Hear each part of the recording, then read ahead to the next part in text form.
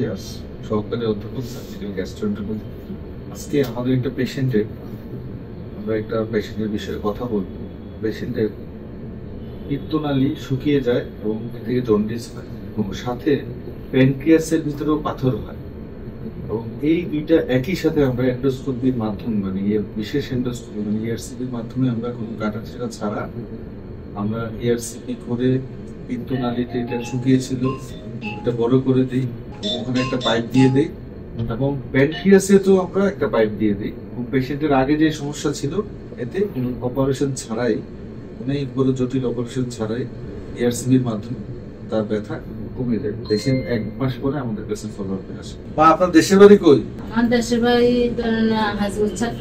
চাঁদপুর থেকে আসছে আমাদের এই পেশেন্ট মহিলা পেশেন্ট, 32 বছর বয়স এবং এই ধরনের প্যানক্রিয়াসের যে পাথর এগুলো সাধারণত মহিলাদেরই হয় ইউজুয়ালি এবং পুরুষ থেকে মহিলাদের বেশি হয় এবং কম বয়স্ক মহিলাদেরই অনেক ক্ষেত্রে দেখা যায় যে প্যানক্রিয়াটিক স্টোন হয়। এটা সারা জীবনের একটা সাফারেন্স এবং হচ্ছে যে সার্জারি করার পরেও কিন্তু অনেক সময় স্টোন হয়। এক্ষেত্রে ERCPর একটা সুবিধা হচ্ছে ERCP বারবার করে পাথর আমরা বের করতে পারি। আজকে AIG থেকে একটা পেশেন্ট আসছে ইন্ডিয়া থেকে, যে তার 3 বার ERCP করে পাথর বের করে ওরা 3 বার স্ট্যান্ড দিচ্ছে। এখন আমাদের কাছে আসছে স্ট্যান্ড বের করার জন্য।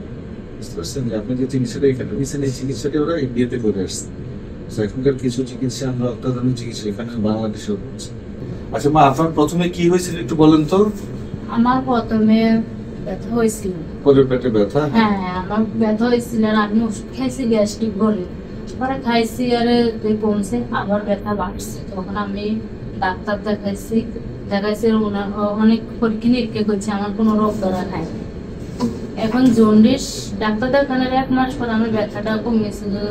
ব্যথা যদি না কমে তাহলে আমি হাসপাতালে ভর্তি হতাম। তারপরে 5 দিন ওষুধ দিছে, 5 দিনে ওষুধ খাইছে, ব্যথাটা কমে গেছে। 1 সপ্তাহ ডাক্তার দেখানো, 1 সপ্তাহ পরে আমার সব হলুদ হয়ে গেছে। হলুদ স্যার গা চুলকানি, ঘুম আসে না, কোনো চুলকাইতে আমি কোনো ঠিক থাকতে পারি না। পরে আমি অনেক ডাক্তার কাছে জন্ডিস হয়েছে, অনেক চিকিৎসা করছি, আমার কোনো জন্ডিস কমে না। পরে আমি কবিরাজের কাছে গেছিলেন নাকি? কবিরাজের কাছে গেছিলেন? কবিরাজ এই ইনজেকশন দিছে, স্যালাইন দিছে, স্যালাইনের মাধ্যমে একটু কমলে আবার ভাই যেত। পরে আমি ঢাকাতে আসি একটি চিকিৎসা করার। জন্ডিসের সবচেয়ে বেশি অপচিকিৎসা আমাদের দেশে হয়। জন্ডিস হলে আমরা পানি পড়া নেই, কমলা পড়া নেই, কবিরাজের কাছে যাই, কিন্তু আসলে হ্যাঁ উঠাইছি, কিন্তু বাড়িতে আবার উঠাইছি। ঠিক আছে, গেছিলেন আপনি? হ্যাঁ জন্ডিস উঠাইছি, মনে হয়েছে এমনি জন্ডিস, ওই যে রোগের থেকে হয়েছে আমরা স্যার জানি। হচ্ছে যে জন্ডিসের একটা অন্যতম কারণ হচ্ছে পিত্তনালী যখন চিকন হয়ে যায়, পিত্তনালী চিকন হয়ে বন্ধ হয়ে যায় এবং এই পেশেন্টের ক্ষেত্রে পিত্তনালী বন্ধ হওয়ার কারণ ছিল প্যানক্রিয়াসের প্রদাহ হয়ে প্যানক্রিয়াসের যে নালী এবং পিত্তনালী দুইটা একই সাথে একটা জায়গায় মিলিত হয়, ওই জায়গাটা বন্ধ হয়ে যায় এবং এখান থেকেই তার জন্ডিস হয় এবং হ্যাঁ চুলকানি হয়। জন্ডিস মানে হচ্ছে চোখ হলুদ হয়ে যাওয়া, ইনফেকশনও তার হয়ে গেছিল লিভারে।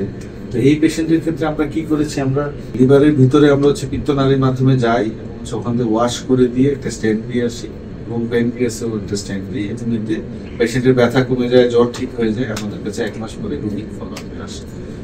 এই পেশেন্টের থেকে আমরা এটাই হচ্ছে যে আমরা শেয়ার করতে চাই যে জন্ডিস হলে অবশ্যই ডাক্তারের পরামর্শ নিন এবং জন্ডিসের অনেক ধরনের অত্যাধুনিক চিকিৎসা পদ্ধতি চলে এসেছে এবং অনেক ক্ষেত্রে যেই সব সার্জিক্যাল জন্ডিস, যেই এই পেশেন্টের যেটা হয়েছে এটা সার্জিক্যাল জন্ডিস, এই সার্জিক্যাল জন্ডিসের ক্ষেত্রে কোনো বিনা অপারেশন ছাড়াই অনেকভাবে ERCPর মাধ্যমে এই জন্ডিসের চিকিৎসা করা সম্ভব। আমাদের এই সেন্টারে আমরা টোটাল 5000-এর উপরে ERCP আমরা করে ফেলেছি অলরেডি।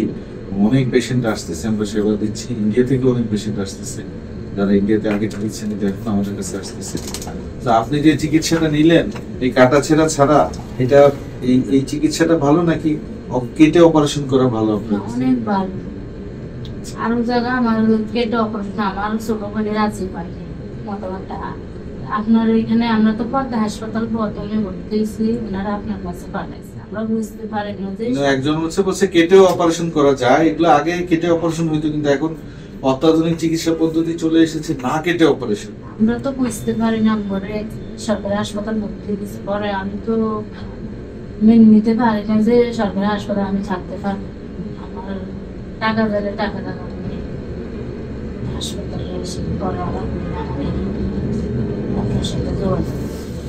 ঠিক আছে, পেশেন্ট 1 মাস পরে আসে, পেশেন্টের এখন আল্লাহর মধ্যে কোনো ব্যথা নাই, তার জন্ডিসও নাই, পেশেন্ট অনেক ভালো আছে। তবে আমরা প্যানক্রিয়াটিক স্টেন্ট সাধারণত 6 মাস পর পর, যদি পেশেন্ট সিমটোমেটিক ছিল, শুধু তো আমরা জন্ডিসের চিকিৎসাও করি, সাথে সাথে প্যানক্রিয়াটিক স্টেন্টও দিই। ইউজুয়ালি 2টা স্টেন্ট একসাথে প্র্যাকটিস হয় না, কিন্তু পেশেন্টের বেনিফিটের জন্য আমরা 2টা স্টেন্ট, প্যানক্রিয়াসও স্টেন্ট দিয়ে আসি, একটা পাইপ, এবং নিত্যনালীতে আমরা একটা পাইপ দিয়ে আসি। আমাদের পেশেন্টের মধ্যে অনেক ভালো আছে। আপনি এরপরে, এখন তো আর ব্যথা নাই, 1 মাস পরে আসলেন, 6 মাস পরে মানে আর 5 মাস পরে এসে আমরা প্যানক্রিয়াটিক স্টেন্টটা বের করে দিব। হ্যাঁ, আচ্ছা, এখন ধরেন ডায়াবেটিসে হাসপাতালে ডাক্তার দেখাবো, ডাক্তারকে দেখতে আপনার অন্যান্য যেসব রোগ আছে ওগুলোর অ্যাজ ইউজুয়াল চিকিৎসাই আপনি করবেন, কোনো অসুবিধা নেই। ঠিক আছে, ধন্যবাদ।